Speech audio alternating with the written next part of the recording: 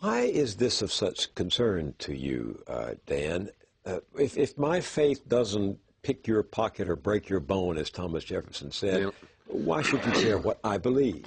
Well, exactly.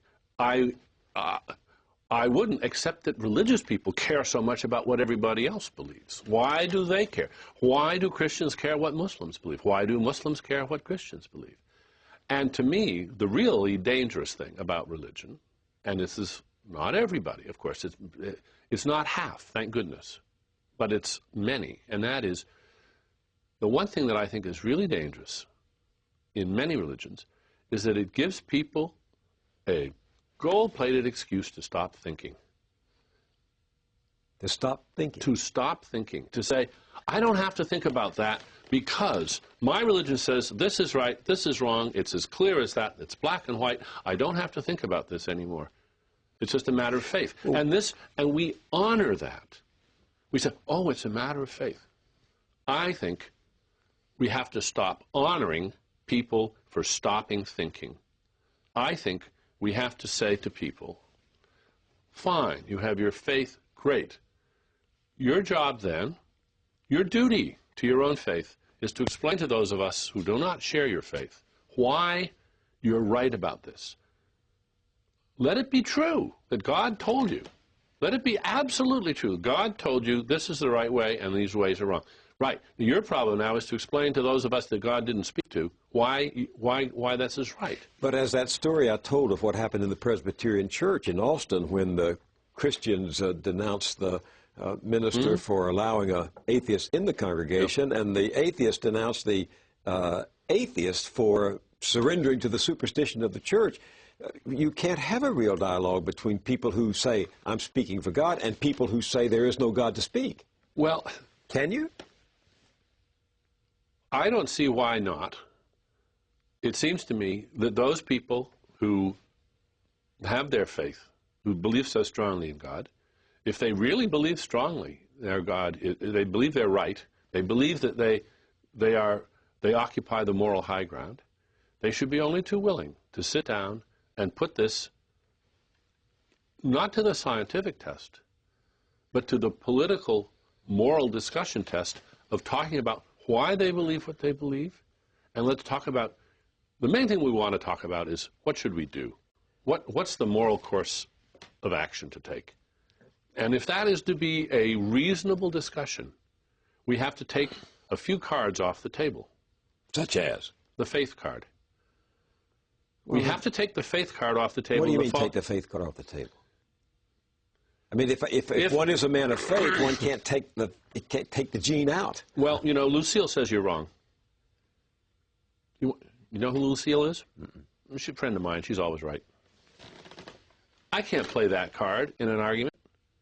It's just rude of me to say, you know, Lucille says you're wrong.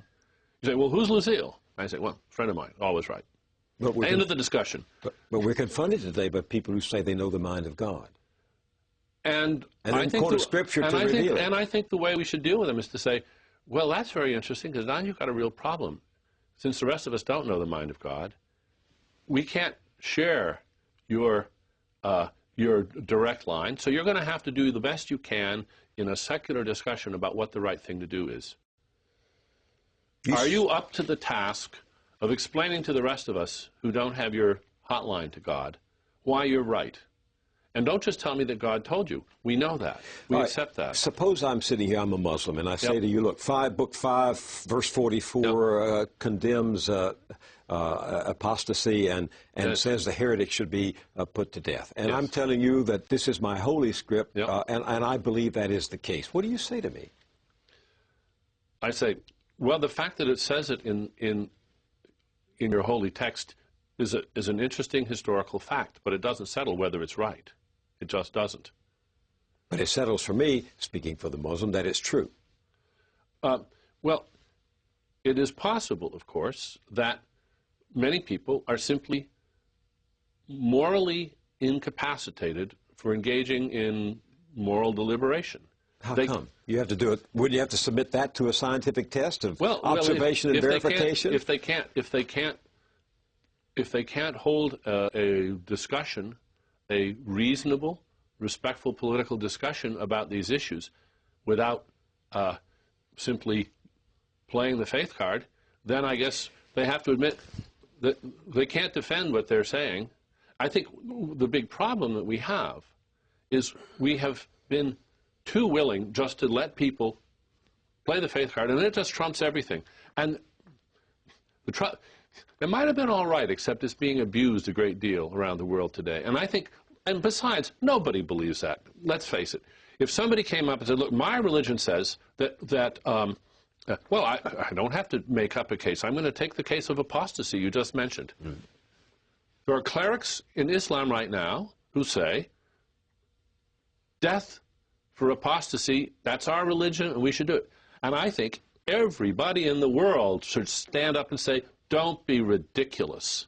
Don't be silly. That is barbaric. It is simply beyond the pale. It doesn't matter what your tradition is. This is not a tradition that should be honored. Yeah, the church wants it. The Catholic Church once put heretics to the state. Absolutely right, and they've learned better, haven't they? They have learned. And I think we should not be afraid to say to the Muslim world, come on, wake up. We made this mistake in the past too, we Christians, but we're not making it anymore. We Jews, that certainly Christians and Jews certainly made that mistake in the past.